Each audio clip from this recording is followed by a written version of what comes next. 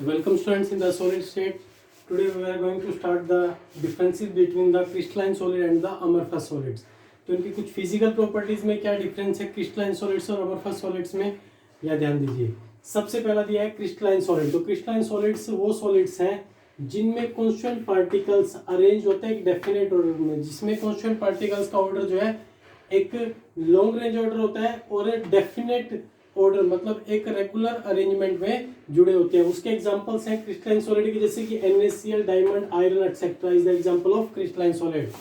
उसके बाद अगर हम अमorphous सॉलिड्स में बात करें तो अमorphous सॉलिड्स में जो कॉन्स्टेंट पार्टिकल्स होते हैं वो उनका जो अरेंजमेंट होता है वो रेगुलर नहीं होता, उनका अरेंजमेंट इरेगुलर होता है। इसे हम रैंडमली भी बोल सकते हैं कि इधर उधर पार्टिकल जो है रैंडमली जुड़े होते हैं। तो उसके एग्जांपल्स है जैसे कि रबड़, plastic, glass is the example of the amorphous solids. उसके बाद सेकंड पॉइंट देखिए, अगर बात करें क्रिस्टलाइन सॉलिड्स का तो इनका मेल्टिंग पॉइंट MP यहाँ पर मैंने शॉर्ट फॉर्म में लिखा है मेल्टिंग पॉइंट, इनका मेल्टिंग पॉइंट जो होता है वो शार्प होता है, लेकिन अमorphous सॉलिड्स का मेल्टिंग पॉइंट शार्प नहीं होता है। तो मेल्टिंग पॉइंट को एक बार देख लेते हैं, शार्प का मतलब है क्या और उनका शार्प क्यों नहीं है, ये दोनों देखिए। तो स्टूडेंट्स अगर क्रिस्टलाइन सॉलिड की बात करें, जैसे सपोज एक एग्जांपल है, कोई क्रिस्टलाइन सॉलिड का मेल्टिंग पॉइंट 700 डिग्री सेल्सियस है, तो 700 डिग्री सेल्सियस टेम्परेचर मिलते ही क्रिस्टलाइन सॉलिड कंप्लीटली जो है कन्वर्ट हो जाता है लिक्विड स्टेट में। मतलब ये हो सकता है कि 701 डिग्री सेल्सियस के ऊपर कंप्लीटली कन्वर्ट हो जाए, 1 डिग्री सेल्सियस के डिफरेंस में ये कंप्लीटली अगर कन्वर्ट हो रहा है, that is known as the sharp melting point. अगर बात करें अमorphous सॉलिड्स का, इसका suppose melting point 700 degree Celsius है और ये कंप्लीटली लिक्विड स्टेट में जा रहा है 750 डिग्री सेल्सियस टेम्परेचर की, मतलब जब कंप्लीटली कन्वर्ट हो रहा है 750 डिग्री सेल्सियस टेम्परेचर पे, तो यहाँ पर डिफरेंस आ गया 50 डिग्री सेल्सियस। तो इसे हम बोलते हैं कि इसका मेल्टिंग पॉइंट जो शार्प नहीं है। इसका मेल्टिंग पॉइंट शार्प क्यों है, क्योंकि ये पूरा का पूरा 1 डिग्री सेल्सियस की रेंज में कंप्लीटली कन्वर्ट हो जाता है। और अगर देखा जाए तो ये जो है 40 डिग्री सेल्सियस 50 डिग्री सेल्सियस तक की रेंज में जाकर के कंप्लीटली कन्वर्ट होते हैं, तो ये इनका मेल्टिंग पॉइंट शार्प नहीं होता। उसके बाद दे अंडरगोज क्लीन क्लीवेज। अगर हम क्रिस्टलाइन सॉलिड को अगर हम काटते हैं किसी भी शार्प टूल के साथ तो वो क्लीनली क्लीवेज हो जाता है, बिल्कुल साफ तरीके से प्लेन और स्मूथ तरीके से वो कट जाता है। लेकिन अमorphous सॉलिड को जब हम काटते हैं किसी भी शार्प टूल के साथ तो काटने के बाद जो दो नए सरफेस बनते हैं वो जो है क्लीनली क्लीवेज नहीं होते, वो रफली से होते हैं। ठीक है, तो हम कहेंगे कि अमorphous सॉलिड्स जो है क्लीन क्लीवेज नहीं देते काटने पर। उसके बाद फोर्थ पॉइंट है they have definite enthalpy of fusion. तो स्टूडेंट्स एंथैल्पी ऑफ फ्यूजन जैसे कि आपको पता है, जब किसी सॉलिड को लिक्विड में हम कन्वर्ट करते हैं that is process is known as a fusion, तो वहां पर जो एंथैल्पी लगता है that is known as enthalpy of fusion.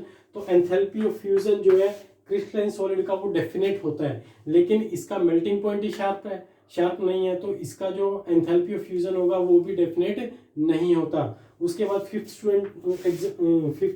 Difference देखिए, they are known as the true solids. तो क्रिस्टलाइन सॉलिड्स को हम ट्रू सॉलिड्स भी कहते हैं।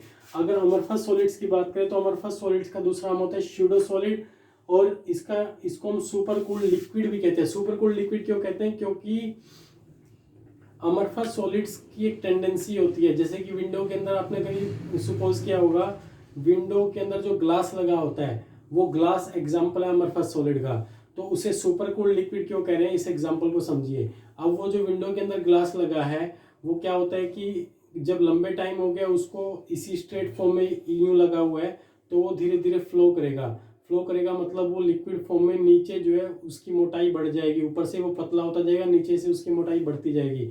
इसीलिए जो अमorphous सॉलिड्स हैं उनको हम सुपर कूल्ड लिक्विड भी कहते हैं। तो ये इसका एक एग्जाम्पल से आप इसे समझ भी सकते हैं। तो आपके टेक्सचुअल क्वेश्चन में भी ये आएगा कि why the amorphous solid is known as the super cooled liquid, तो आपको इस तरह का कोई एग्जांपल देकर के इसका एक्सप्लेनेशन देना होगा। उसके बाद आपका 6th पॉइंट आता है they are anisotropic in nature and the amorphous solid is the isotropic in nature.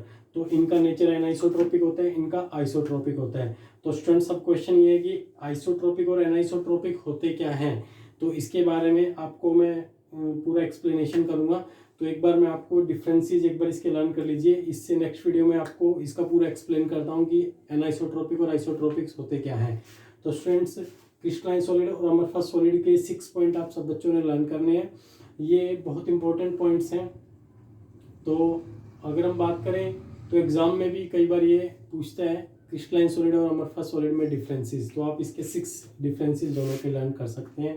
ठीक है, तो स्टूडेंट्स इसका स्क्रीनशॉट ले लीजिए। उसके बाद मैं आपको आइसोट्रोपिक और एनाइसोट्रोपिक नेचर जो है वो एक्सप्लेन करता हूँ क्रिस्टलाइन और अमरफस सॉलिड्स का।